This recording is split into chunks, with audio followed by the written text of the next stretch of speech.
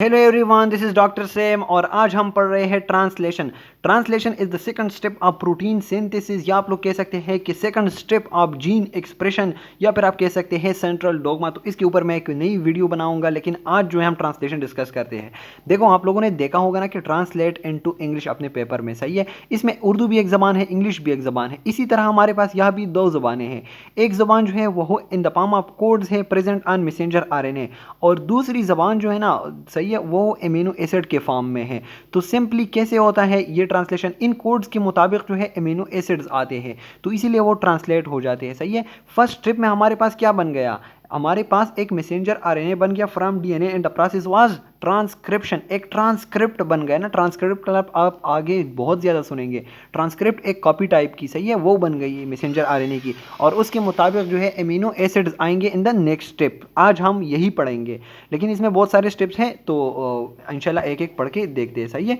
Definition आप कैसे define कर सकते हैं कि देखो ट्रांसलेशन क्या है कि the formation of protein synthesis according to messenger RNA, या messenger RNA is simply translated into protein। बहुत सिंपल है, सही है। कुछ भी मुश्किल बात नहीं। अब जो ये messenger RNA है ये ट्रांसक्रिप्शन में बना था, सही है, और इसकी जो डीकोडेशन है ना, डीकोडेशन है, सही है, तो वो कहाँ पर होती है, राइबोसोम में। ये चीज़ मैं एक्सप्लेन कर रहा हूँ, सही है। कैसे एक्सप्लेन कर रहा हूँ आप लोग देखें, सही है।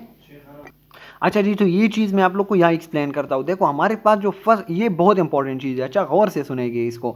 ये जो हमारे पास ट्रांसक्रिप्शन है ना, तो वो यहाँ पर होता है, क्योंकि यहाँ पर क्रोमोसोम है। क्रोमोसोम के अंदर मैंने आप लोग को दिखाया था कि डीएनए होता है। डीएनए से क्या बनता है, डीएनए से फिर मैसेंजर आरएनए बनता है। तो ट्रांसक्रिप्शन का जो प्रोसेस है ना, first step of gene expression, वो न्यूक्लियस में होता है। Transcription occur in the nucleus, the first step. बहुत गौर वाली बात है, सही है।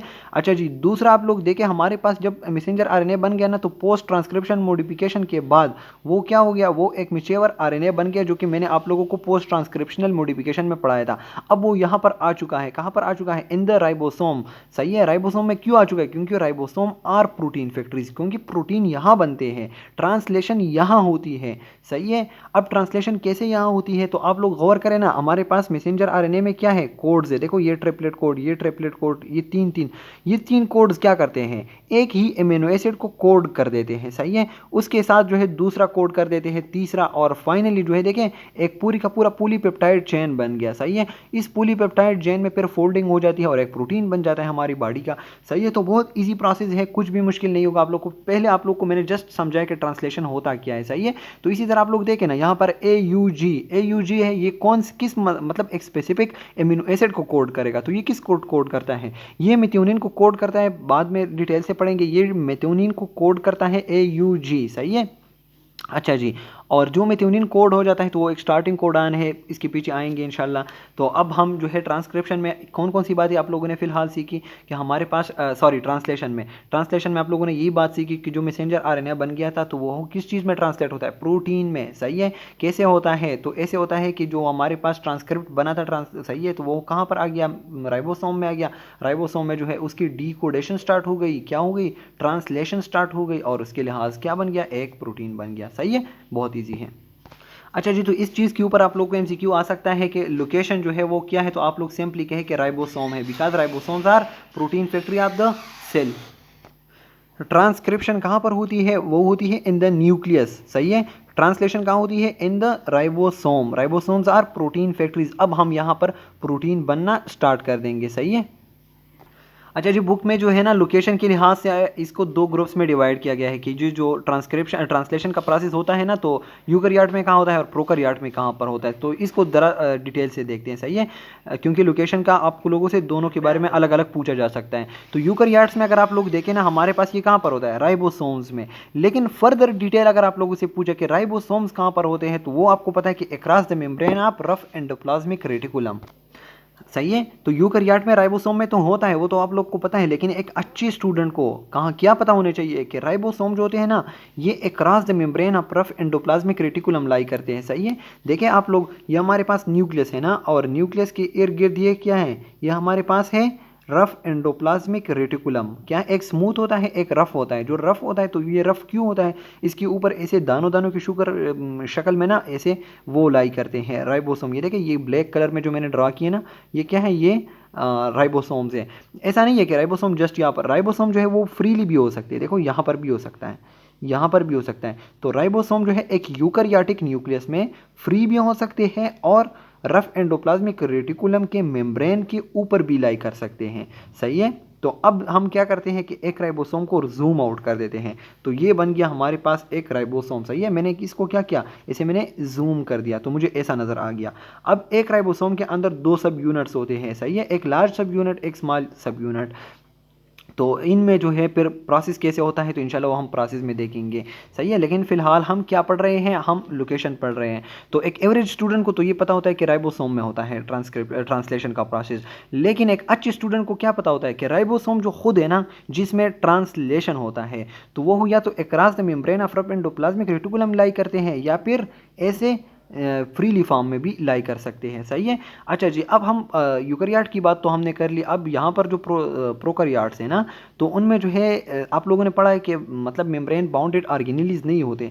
लेकिन ये राइबोसोम जो है ना, ये अप टू सम एक्सटेंट ये थोड़ा सा इसका वो होता है, मतलब आप लोग जस्टिफाई कर सकते हैं, आप लोग इसको पहचान सकते हैं। सही है। इसमें तो ये जो है सेल साइटोप्लाज्म में क्या होते हैं, राइबोसोम। तो इनमें भी ये कहाँ पर होता है, राइबोसोम में। लेकिन इसमें तो और ज़्यादा मेम्ब्रेन बाउंडेड ऑर्गेनेली नहीं होती, तो इसलिए आप लोग कह सकते हैं कि सेल साइटोप्लाज्म में होता है। या फिर आप लोग कह सकते हैं कि सेल साइटोप्लाज्म में जो राइबोसोम्स होते हैं स्पेसिफिकली उसमें होता है। तो होता तो यहाँ पर है। सही है। अच्छा जी, तो इसमें भी दोनों दो सब यूनिट्स होते हैं और इसके राइबोसोम जो है ना, आप लोगों को मैं अभी जो दिखाऊं याद करूंगा तो आप लोग को याद आ जाएगा कि हमने ना सेडिमेंटेशन में पढ़ा था कि ये 80s का होता है और ये 70s का होता है। पता है आप लोगों को, होपफुली आप लोगों को ये बात याद आ चुकी होगी। ये 80s होता है और ये 70s होता है। इनके राइबोसोम में भी ये फ़र्क है, प्रोकैरियोट और यूकैरियोट में। सही है। प्रोसेस दोनों में एक ही जगह पर होती है, इन द राइबोसोम। लेकिन राइबोसोम जो है यहाँ पर जस्ट साइटोप्लाज्म में ऐसे स्केटर्ड पड़े हुए होते हैं प्रोकैरियोट्स में। सही है। लेकिन यहाँ पर जो राइबोसोम है वो across the membrane of rough endoplasmic reticulum भी लाई करते हैं। मैं दोबारा से रिपीट कर रहा हूँ, ये प्रोसेस दोनों में राइबोसोम में होता है। सही है। लेकिन जो राइबोसोम है वो यूकैरियोट में कहाँ पर होते हैं, across the membrane of rough endoplasmic reticulum and also lie freely. सही है। जबकि प्रोकैरियोट में भी ये राइबोसोम में होता है, लेकिन राइबोसोम कहाँ पर होते हैं, साइटोप्लाज्म में स्कैटर्ड फॉर्म में होते हैं, क्योंकि वहाँ पर रफ एंडोप्लाज्मिक रेटिकुलम की मेम्ब्रेन नहीं होती, कुछ खास मेम्ब्रेन नहीं होता। यही फ़र्क है बस, कुछ इतना ज़्यादा फ़र्क नहीं है इसमें। सही है। बहुत सिंपल है। आप लोगों से सिंपल यही पूछा जा सकता है कि यार ये जो है प्रोसेस कहाँ पर होता है, तो आप लोगों ने राइबोसोम बताना है। सही है। मोर और अक्सर ये भी पूछा जा सकता है प्रोटीन फैक्ट्रीज के बारे में, तो राइबोसोम जो है ये प्रोटीन फैक्ट्रीज है। बहुत सारी बातें जो आप लोग को होपफुली आप लोग को पता भी होगा। तो इंशाल्लाह नेक्स्ट लेक्चर में जो है ना हम ये फेजेस पढ़ना स्टार्ट कर देंगे। एक्टिवेशन ऑफ अमीनो एसिड, क्या है formation of initiation complex, polypeptide elongation और फाइनली टर्मिनेशन। सही है। तो इस चीज़ को हम जो है ऐसे देखो, हमारे पास बहुत सारे अमीनो एसिड पड़े होते हैं, ये फिर एक्टिव हो जाते हैं, फिर एक्टिव हो जाते हैं तो यहाँ आकर ना एक एक जो है बाइंडिंग करना स्टार्ट कर देता है, तो एक कम्प्लेक्स टाइप का बना देते हैं। सही है। कम्प्लेक्स के बाद क्या हो जाता है, प्रोटीन बन जाता है। प्रोटीन जो है उसमें फोल्डिंग हो जाती है, फाइनल प्रोटीन बन गया। तो ये हमारा नेक्स्ट जो है हम एक एक को फिर क्या करेंगे, ऐसे हम बहुत ज़्यादा डिटेल से हम एक एक प्रोसेस को पढ़ेंगे, एक्टिवेशन ऑफ अमीनो एसिड। तो होपफुली नेक्स्ट लेक्चर भी देखिएगा, प्रीवियस अगर आप लोगों ने नहीं देखी तो वो भी ज़रूर देखिएगा। Thank you so much. See you in the next lecture.